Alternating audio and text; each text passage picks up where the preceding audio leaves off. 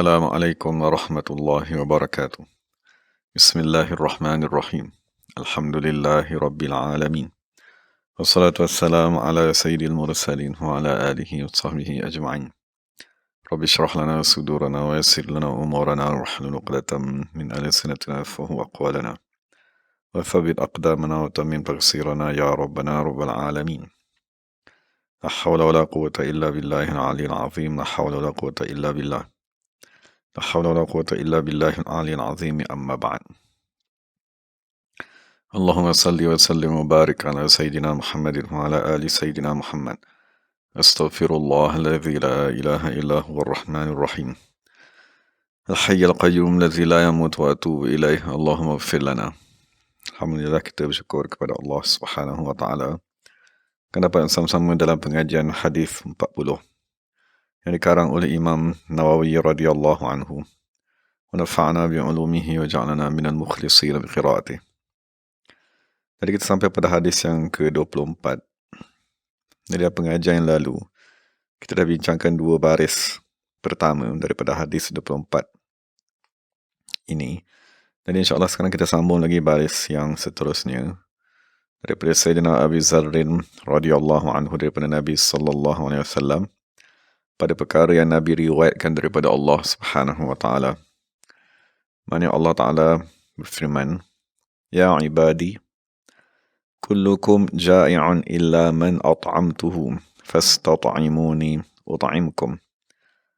Wahai hamba-hambaku, sesungguhnya kamu semua kelaparan, kecuali orang yang aku beri makan kepadanya, maka mohonlah makanan daripadaku, nescaya aku akan memberi makan kepada kamu.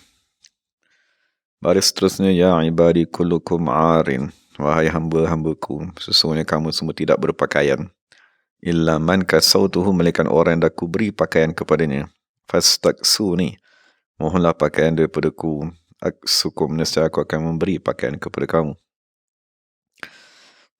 Ya ibadi, wahai hamba-hambaku, innakum tukhti'una bil-laili wan-nahar, kamu melakukan kesilapan pada malam dan siang. Wa ana aghfiru dhunuba jami'a, aku mengampunkan dosa seluruhnya, fastaghfiruni, mohonlah ampun daripadaku, aghfir lakum, nescaya aku akan mengampunkan bagi kamu. Jadi kita rujuk kepada syarah yang bernama Al-Jawahir Al-Lu'lu'iyah yang dikarang oleh Imam Muhammad ibn Abdullah Jardani Damyati radhiyallahu anhu. Jadi Rasulullah SAW meriwayatkan daripada Allah Ta'ala berfirman, "Wahai hamba-hambaku, kullukum ja'i'un, sesungguhnya kamu semua berada dalam keadaan lapar, illa man at'amtuhu, melainkan orang yang aku beri makan kepadanya." Jadi dalam syarah, mengapakah Allah kata daku yang memberi makan? Walaupun kita merasakan setiap hari kita yang pergi kedai, kita yang bekerja, kita yang berusaha, kita yang masak dan seumpamanya. Di dalam syarah dikatakan, li'anna al-khalqa kullahum a'bidun la milka lahum fil haqiqah, kerana makhluk keseluruhan ialah hamba abdi di sisi Allah Subhanahu wa taala yang tiada memiliki apa-apa pun pada hakikatnya. Jadi walaupun kita rasa kita yang membeli menggunakan duit kita sendiri, maka hendaklah kita yakini yang memberi makan kepada kita setiap hari ialah Allah Subhanahu wa taala. Dalam syarah dinyatakan bahawa kesemua perbendaharaan rezeki di tangan Allah Subhanahu wa taala. Siapa yang Allah Subhanahu wa taala tidak memberikannya makan dengan limpah kurnianya, maka dia akan berkekalan berada di dalam kelaparan. Kerana Allah Subhanahu wa taala tidak terpaksa ke atasnya untuk memberikan makanan kepada sesiapa sekalipun. Jadi sekiranya Allah memberikan makanan kepada kita, maksud kita boleh hidup sampai umur kita 20 tahun, 30 tahun, kesemua itu ialah kerana makanan yang berterusan daripada Allah Subhanahu wa taala.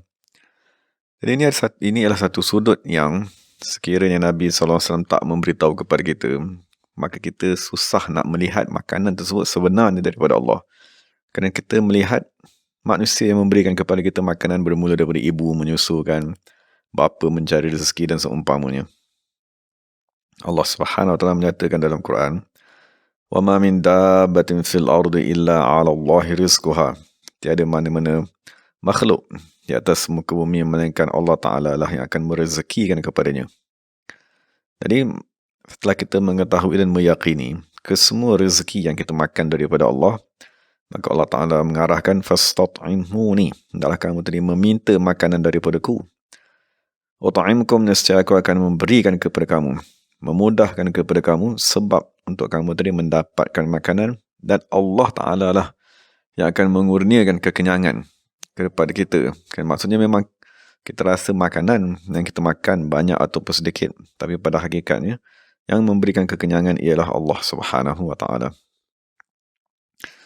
Inna Allah huwa ar-razzaqu dzul quwwatil matin. Sesungguhnya Allah Subhanahu wa Ta'ala yang memberi rezeki, dan Allah Subhanahu wa Ta'ala mempunyai kekuatan yang amat kuat. Jadi dalam syarah dikatakan Allah Ta'ala lah yang menjalankan awan, menundukkan awan, dan Allah Ta'ala lah yang menurunkan hujan kepada semua negara, dan Allah Subhanahu wa Ta'ala lah yang menggerakkan hati manusia untuk memberi bantuan zakat dan seumpamanya, dan Allah Subhanahu wa Ta'ala menjadikan sebahagian manusia memerlukan kepada sebahagian manusia yang lain. Maka dia kata dalam syarah bahawa sesungguhnya pentadbiran Allah Subhanahu wa Ta'ala terhadap makhluknya amat menakjubkan, yang tak boleh dicapai oleh manusia walaupun secerdik mana sekalipun. Setengah ulama berkata, dalam hadis ni Allah Subhanahu wa Ta'ala menyandarkan memberi makan kepada diri Allah Subhanahu wa Ta'ala. Jadi dia kata, boleh tak kita menyandarkan setiap hari Allah memberi makan kepadaku, walaupun kita melihat sebab ataupun zahir makhluk yang melakukan ataupun yang mengusahakan makanan tersebut, seperti bidang-bidang pertanian, bidang-bidang pertukangan, dan pelbagai perkilangan, pembungkusan makanan, pengedaran makanan. Jadi daripada bagian ulama' dia kata, walaupun kita melihat zahir tadi pergerakan makanan, penghantaran, penyediaan itu semua daripada manusia, tetapi tidak menghalang perkara tersebut untuk kita sandarkan kepada Allah Subhanahu wa Ta'ala. Kerana dia kata, li'annahu azza wa jalla huwa allazi qaddaraha. Kerana Allah Subhanahu wa Ta'ala dialah sebenarnya yang mentakdirkan. Mana apa saja yang kita nampak, apa saja makanan yang nak kita suap dalam mulut kita ni, semua di bawah takdir Allah Subhanahu wa Ta'ala. Wa sahalha, dan Allah sendiri yang memudahkan, bi hikmatihil batinah, dengan hikmat Allah Subhanahu wa Ta'ala yang amat tersembunyi. Jadi walaupun kita nampak kilang, syarikat, yang pengedaran ataupun seumpamanya, dalam hati kita hendaklah kita meyakini ke semua makanan yang kita makan, apa saja air yang kita minum, datang daripada Allah Subhanahu wa Ta'ala. Jadi dalam syarah nyatakan, kadang-kadang Allah Ta'ala memberi rezeki kepada hamba-Nya tanpa sebab yang dapat difahami. Sebagaimana diriwayatkan Allah Subhanahu wa Ta'ala memerintahkan kepada Nabi Musa AS untuk memukul seketul batu dengan tongkatnya. Jadi apabila dia pukul tadi, pecah. Kemudian keluar lagi satu batu yang di dalamnya. Kemudian dia pukul lagi, maka pecah lagi. Kemudian tertahir satu lagi batu di dalamnya. Kenapa apabila dia pukul sekali lagi, maka terpecah, maka dia melihat ada satu ulat. Ulat tadi sangat kecil saja, dan pada mulut ulat tadi ada makanan padanya. Maksud nak dia beritahu bahawa ulat yang duduk di dalam batu pun Allah Subhanahu wa Ta'ala akan mentakdirkan rezeki makanan kepadanya. Jadi dalam syarah dia katakan, oleh sebab itulah kekasih Allah Subhanahu wa Ta'ala, mereka tidak memandang kepada sebabnya zahir pada permasalahan rezeki dan selain daripada permasalahan rezeki. Bahkan mereka memandang kepada Allah Subhanahu wa Ta'ala. Maka orang yang jahil ialah orang yang terhijab dengan zahir makhluk daripada batin takbiran Allah Subhanahu wa Ta'ala. Adapun orang yang arif ialah orang yang tidak memandang kepada zahir, kerana tadi melihat batin yang mentadbir ialah Allah Subhanahu wa Ta'ala. Jadi sebagian ulama berkata, siapa yang berhubung dengan Allah Subhanahu wa Ta'ala, siapa yang berurusan dengan Allah Subhanahu wa Ta'ala mengikut adat kebiasaan manusia, iaitu dengan memandang, dengan mengambil kira segala sebab. Oh, sebab mesti ada macam ni. Kalau tak ada macam ni, tak boleh. Maka Allah Subhanahu wa Ta'ala akan bermuamalat dengannya, akan berurusan dengannya mengikut adat manusia juga. Maksudnya kerana dia tadi dah beriktikad mesti melalui sebab-sebab, maka Allah Ta'ala kata, bagaimana kamu kepercayaan, maka begitulah yang akan aku lakukan kepada kamu. Siapa yang menyalahi adat manusia, dengan memutuskan memandang kepada sebab daripada hatinya, dan dia meyakini dengan janji Allah SWT untuk memberi rezeki, nescaya Allah Taala akan memberikan kepada rezeki berbeza dengan adat kebiasaan manusia. Dengan Allah SWT memberikan kepada rezeki dengan sudut yang tidak disangka, tanpa kepenatan berusaha. Maka telah dikatakan kepada sebahagian mereka, maksudnya ada orang awam bertanya kepada kekasih Allah, daripada manakah sumber kamu makan?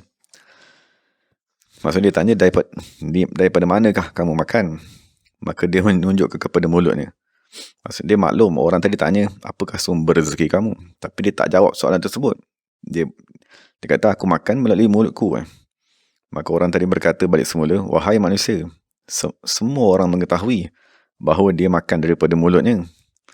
Kemudian orang tadi menjawab, maksudnya orang yang ditanya tadi dia kata, wahai manusia, dia kata, sesungguhnya Allah SWT yang mencipta mesin atau membatu penggiling tadi, nescaya Allah SWT jugalah yang akan mengutuskan kepadanya tepung untuk gandum untuk digiling. Maksudnya dia kata apabila Allah Ta'ala mencipta kepada kita gigi, mulut yang Allah Ta'ala cipta kepada kita ni untuk kita makan, nescaya Allah SWT amat mengetahui untuk menghantar makanan kepada mulut yang dia cipta. Dan dihikayatkan ada satu orang ahli ibadat yang beriktikaf di masjid, dan dia tak diketahui sumber rezekinya. Maka imam pun berkata kepadanya, kalau kamu pergi bekerja, nescaya lebih baik daripada kamu, lebih baik bagi kamu.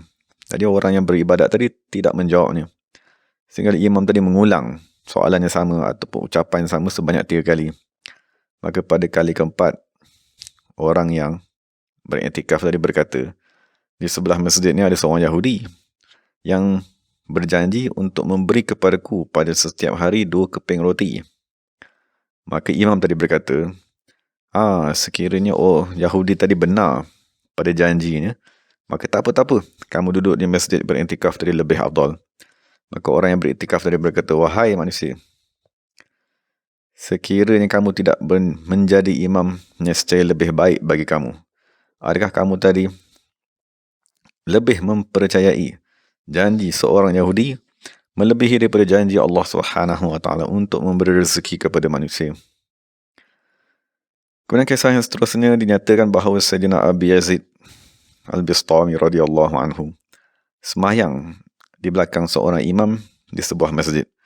Setelah imam tadi memberi salam, maka dia bertanya, wahai Abu Yazid, aku melihat kamu ni tidak mempunyai kerja. Daripada manakah sumber untuk kamu tadi makan? Maka Abu Yazid berkata, tunggu, sabar. Sehingga aku ulang semayang balik semula.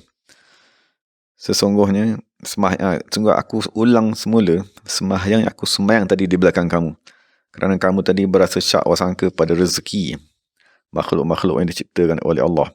Kerana sesungguhnya tidak sah sembahyang di belakang orang yang tidak mengenali Allah SWT yang memberi rezeki. Maka dikatakan juga kepada sebahagian daripada mereka, min aina ta'kul? Daripada manakah kamu makan? Maksudnya orang bertanya, orang heran. Jadi kekasih Allah menjawab, min haitsu yarzuqullahu dzubabata wal ba'udah ayut'imuha wa yansani.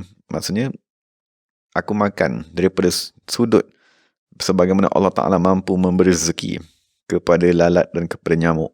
Adakah Allah akan memberi makan kepada mereka dan Allah akan melupakan daku?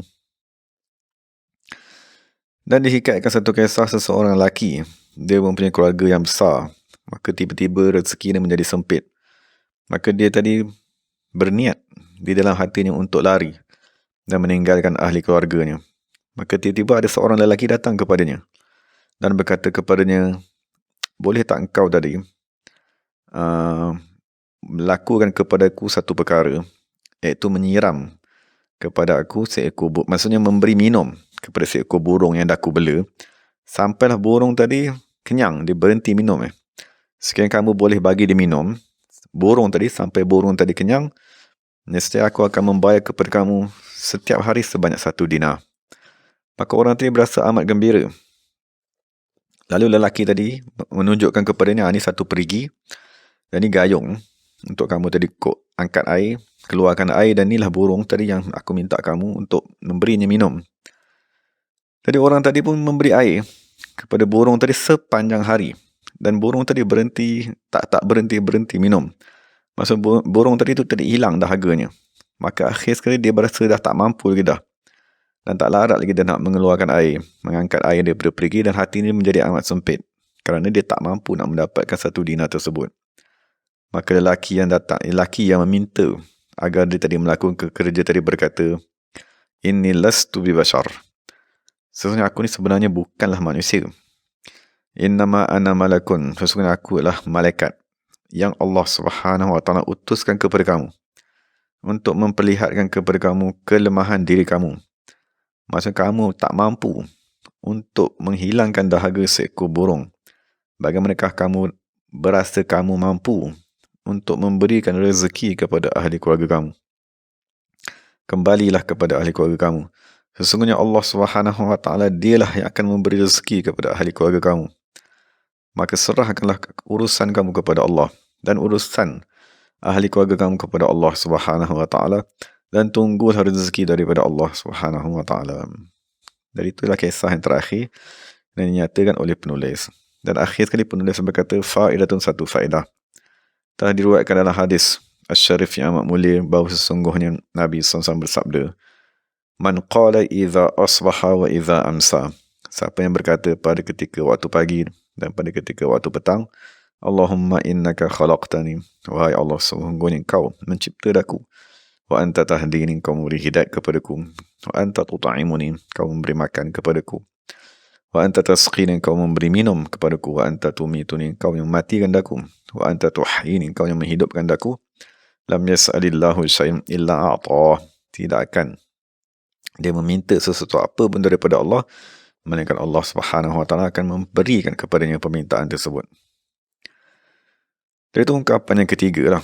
Maksudnya Allah Ta'ala berkata, wahai manusia, kamu semua kelaparan, kecuali orang yang aku berikan makanan. Maka kamu tidak meminta makanan daripadaku, nescaya aku akan memberi makan kepada kamu. Dan sememangnya apabila kita makan, doa yang kita baca setelah kita makan ialah Alhamdulillah, ataupun kita puji Allah, Alhamdulillahillazi at'amana wa saqana. Sememangnya kita kata kepujian bagi Allah yang at'amana, memberi makan kepada kami. Walaupun kita yang suap, walaupun kita yang beli, walaupun ada orang yang tolong masakkan, tapi dalam doa tetap kita kata Allah yang memberi makan dan memberi minum kepada kita. Kemudian ungkapan yang seterusnya, Allah Ta'ala berfirman, wahai hamba-hambaku, sesungguhnya kamu semua tidak berpakaian, kecuali orang yang aku berikan pakaian kepadanya. Maka hendaklah kamu tidak meminta pakaian daripadaku. Maksudnya satu yang menutup kita punya jasad. Aksukum, nescaya aku akan memberikan pakaian kepada kamu. Aku akan memudahkan pakaian kepada kamu. Maksudnya kalau kita di negara kita, mungkin pakaian ni, kita rasa satu perkara yang amat mudah dan satu perkara yang tidak membebankan. Tetapi sekiranya kita hidup di negara yang sejuk, maka pada ketika itu kita akan dapat mengetahui kepentingan pakaian yang untuk memelihara diri kita daripada kesejukan dan seumpamanya. Dan dalam syarah dinyatakan sebahagian ahli sufi berkata, yang dimaksudkan dengan pakaian tadi ialah pakaian ketakwaan, dan dimaksudkan dengan makanan dalam ungkapannya sebelum tadi ini ialah makanan untuk roh. Jadi seolah-olah maknanya Allah berkata, wahai manusia, sesungguhnya kamu tadi semua berada di dalam kejahilan, tidak bertakwa, maka mintalah daripadaku ilmu dan ketakwaan. Jadi dalam syarah dikatakan boleh untuk kita niatkan kedua-dua makna. Kita mohon makanan jasmani dan rohani daripada Allah, dan kita mohon pakaian jasmani dan rohani daripada Allah Subhanahu wa taala. Jadi ada satu faedah dia datang dalam hadis yang hasan daripada Nabi SAW, mana-mana orang Muslim yang memakaikan pakaian kepada orang Muslim yang lain yang berada di dalam keadaan yang tidak berpakaian, nescaya Allah Subhanahu wa taala akan memakaikannya pakaian yang hijau di dalam syurga. Dan mana-mana orang yang telah memberi makan kepada orang Muslim dalam kelaparan, nescaya Allah Subhanahu wa taala akan memberikannya makan daripada buah-buahan syurga. Dan mana-mana orang Muslim yang memberi minum kepada orang Muslim yang lain yang berada di dalam kehausan, nescaya Allah Ta'ala akan memberikan pada hari kiamat daripada Ar-Rahiq Al-Makhtum. Maksudnya arak di dalam syurga yang ditutup di atasnya dengan kasturi. Dan yang terakhir sekali, ungkapan ketiga yang kita nak baca secara ringkas ni lah, ialah Allah Ta'ala berfirman, Ya ibadi innakum tukhti'una bil-layli wan-nahar. Wahai hamba-hambaku, sesungguhnya kamu tadi melakukan kesilapan. Maksudnya kamu tadi melakukan dosa. Bil-layli wan-nahar, pada malam dan siang. Wa ana aghfiru dhunuba jami'a. Bahkan aku menyembunyikan, menutup dosa-dosa kamu tadi, dan aku memaafkannya. Allah Subhanahu wa Ta'ala berfirman, Inna Allah yaghfiru dhunuba jami'a. Sesungguhnya Allah Ta'ala mengampunkan dosa keseluruhannya. Dan dalam ayat yang lain Allah berfirman, Inna Allah la yaghfiru an yushraka bihi. Allah tidak mengampunkan sekiranya dia tadi disyirikkan. Wa yaghfiru ma duna dzalika liman yasha, dan Allah mengampunkan selainnya bagi sesiapa yang Allah kehendaki. Jadi ada dua ayat lah, satu daripada surah Zumar dan satu lagi daripada surah An-Nisa yang berkaitan dengan pengampunan. Jadi syarih ataupun yang penulis syarah tadi dalam Jawahir Lu'lu'iyah, dia buat satu sebab nuzul ni. Sebab turunnya dua ayat yang kita bacakan tadi, Allah Ta'ala mengampunkan dosa. Diriwayatkan daripada Ibnu Abbas radhiyallahu anhuma, sesungguhnya Wahsy maksudnya salah seorang hamba abdi yang diupah untuk membunuh Sayyidina Hamzah. Jadi Wahsy tadi apabila dia ingin bertaubat, memeluk agama Islam, maka dia datang kepada Nabi SAW. Maka dia kata, wahai Muhammad, dia kata, aku datang kepada kamu meminta perlindungan. Maka berilah perlindungan kepadaku supaya aku dapat mendengar ayat Allah Subhanahu wa Ta'ala. Maksudnya Rasulullah SAW berkata, sesungguhnya aku amat suka untuk melihat kamu, tapi bukan di bawah penjagaanku. Maksudnya aku suka untuk melihat kamu tadi dah memeluk agama Islam. Maksudnya tak perlulah aku tadi memberikan kepada kamu hak keselamatan. Maksudnya apabila sesiapa saja yang diberikan hak al-jiwar, masuk di bawah keamanan seseorang, walaupun dia tadi tidak memeluk agama Islam, jadi tak ada siapa pun boleh mengganggunya. Jadi Nabi memberikan kepadanya hak untuk duduk di bawah pengawasan Nabi, penjagaan Nabi SAW, untuk bertujuan dia tadi mendengar ayat Allah Subhanahu wa Ta'ala. Jadi Allah Ta'ala pun menurunkan ayat, wallazina la yad'una ma'allahi ilahan akhara. Maksudnya manusia yang tidak pernah menyembah Tuhan yang lain. Wala yaqtuluna an-nafsa allati harramallahu illa bilhaq, dan tidak pernah membunuh manusia tanpa hak. Wala yaznun, dan tidak pernah berzina. Siapa yang melakukan perkara sedemikian, dia akan mendapat kehinaan. Dan apabila Allah Ta'ala turunkan ayat tersebut, maka Wahsy pun berkata, wahai Rasulullah, dalam ayat tadi Allah berkata, manusia yang tidak pernah mensyirikkan, ini semua dosanya aku pernah buat. Membunuh manusia, ini pun aku pernah buat. Berzina, ini pun perkara yang aku pernah buat. Jadi Wahsy berkata, wahai Rasulullah, kekalkanlah daku di bawah perlindungan kamu untuk aku mendengar lagi ayat-ayat Al-Quran yang lain. Dan jadi Allah Ta'ala menurunkan lagi ayat, illa man taba wa amana wa amila salihah. Maksudnya orang yang membunuh manusia, orang yang berzina, orang yang menyembah Tuhan yang lain, kesemua mereka tadi akan ditimpakan dengan azab yang amat pedih di akhirat, kecuali orang yang bertaubat, beriman dan beramal dengan amalan soleh. Jadi apabila Wahsy mendengar ayat tersebut, dia kata orang yang bertaubat, dia faham aku ni ingin bertaubat. Wa amanah, dan dia kata dia faham aku ingin beriman dengan Allah. Tapi dia kata ada satu syarat. Syarat ni ialah wa amila amalan salihah. Hendaklah dia tadi beramal dengan amalan yang soleh. Jadi Wahsy berkata, aku melihat satu syarat di dalam ayat ini. Boleh jadi aku tidak mampu untuk beramal dengan amalan soleh. Maka aku mohon wahai Muhammad untuk kekal lagi di bawah perlindunganmu, untuk aku mendengar lagi ayat Allah Subhanahu wa Ta'ala. Maka Allah Subhanahu wa Ta'ala menurunkan lagi ayat, Inna Allah la yaghfiru an yushraka bihi wa yaghfiru ma duna dzalika liman yasha. Sesungguhnya Allah Ta'ala tidak mengampunkan sesungguhnya dia tadi disyirikkan, Allah mengampunkan semua dosa yang lain. Tetapi Allah kata liman yasha, bagi orang yang Allah kehendaki. Jadi Wahsy tadi dia faham, dia kata boleh jadi aku dari kalangan orang yang tidak dikehendaki oleh Allah Subhanahu Wa Taala. Maka dia kata, wahai Muhammad, dia kata aku minta berkekalan lagi di bawah perlindungan kamu untuk aku mendengar lagi ayat Allah Subhanahu Wa Taala. Maka kemudian Allah Taala menurunkan ayat, Qul ya ibadiyallazina asrafu ala anfusihim la taqnatu min rahmatillah innallaha yaghfiru dhunuba jami'a. Wahai manusia-manusia yang melakukan kerugian ke atas diri mereka, janganlah sekali-kali kamu berputus asa daripada rahmat Allah. Innallaha yaghfiru dhunuba jami'a. Sesungguhnya Allah Subhanahu Wa Taala mengampunkan dosa seluruhnya. Inilah ayat yang dibaca tadi. Maksudnya ayat daripada surah Zumar ayat 53. Dan bila Wahsy mendengar ayat yang terakhir ni, baru dia kata na'am. Dia kata sekarang aku tidak melihat apa-apa syarat pun untuk aku tadi masuk ke dalam agama Islam. Fa aslama, maka serta-mertalah dia tadi memeluk agama Islam. Jadi setelah tu Nabi SAW, jadi kita sambung kepada hadis tadi.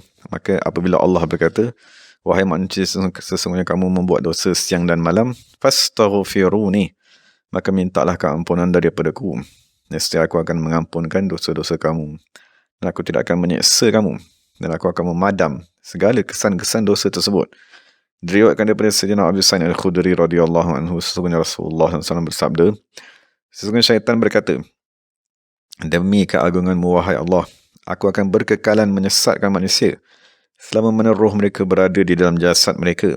Maka Allah Ta'ala berfirman, demi keagunganku, kemegahanku dan ketinggianku, aku akan sentiasa mengampunkan mereka selama mereka meminta ampun istighfar daripadaku.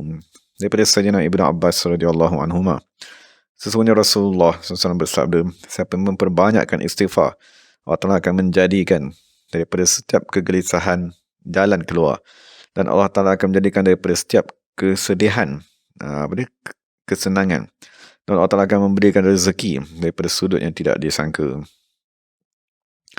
Dalam hadis yang lain, siapa yang meminta ampun bagi orang mukmin dan orang lelaki yang kepada orang mukminin dan mukminat setiap hari sebanyak 27 kali, nescaya Allah Ta'ala akan memperkenankan, maka dia akan tergolong dari kalangan orang yang dimustajabkan doa, dan akan diberi rezekikan ahli bumi dengan sebab mereka.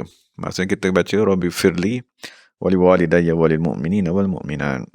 Dan Ibnu Hajar radhiyallahu anhu berkata, setengah daripada kurniaan khusus kepada umat Nabi Muhammad SAW ialah mereka tadi keluar daripada kubur mereka tanpa apapun zunub, dosa, kerana orang beriman sentiasa mendoakan kepada mereka. Dan sebagai penutupnya, dikatakan bahawa sesiapa yang berkekalan mengamalkan 7 perkara ini, nescaya dia akan hidup dalam keadaan bahagia dan dia akan mati sebagai orang yang mati syahid. Pertamanya ialah apabila dia ingin memulakan sesuatu perkara, dia bacalah Bismillah atau Bismillahirrahmanirrahim. Apabila telah selesai sesuatu perkara, maka dikatalah Alhamdulillah ataupun Alhamdulillahirrabbilalamin, atau apa saja doa yang sesuai lah, pujian.